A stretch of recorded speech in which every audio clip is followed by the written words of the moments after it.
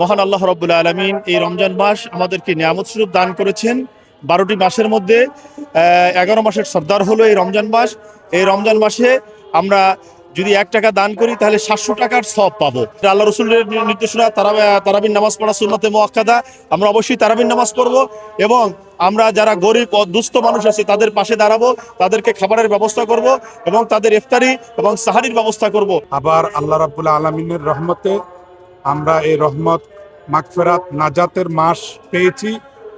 এজন্য মহান রব্বুল আলামিনের নিকট শুকরিয়া আদায় করছি, কারণ আমাদের মধ্য থেকে আমাদের সাথে যারা গত রমজান পালন করছিল, ঈদ পালন করছিল, তারা অনেকেই বিদায় নিয়ে গেছে। কিন্তু সেখান থেকে যে আল্লাহ রাব্বুল আলামিন আমাদেরকে হায়াতে বাঁচিয়ে রেখেছে, আবার একটি রমজান পেয়েছি। অতএব এটা শুকরিয়া আদায় করার জন্য আমাদের প্রত্যেক মুসলমানের উচিত এই রমজানের তাৎপর্য, রমজানের সিয়াম সাধনা করা এবং এর থেকেই অন্তত যেন আমরা এই সিয়াম সাধনা অর্জন করি। 11টি মাস যেন আমরা সুশৃঙ্খল জাতি হিসাবে, মুসলমান জাতি হিসাবে যেন আমরা থাকতে পারি। রমজান মাস সিয়াম সাধনার মাস, প্রতিটা মুসলমানের আবাদতের মাস। সবাই আবাদত করবে। তার সাথে সাথে দ্রব্যমূল্যের যে বৃদ্ধিটা আমাদের বর্তমান চলতেছে, যারা বিত্তবান তাদের জন্য কোনো সমস্যা না, যারা মধ্যবিত্ত আমাদের মতো, যারা আমাদের থেকে আরো একটু নিচে, তাদের জন্য অনেক সমস্যা।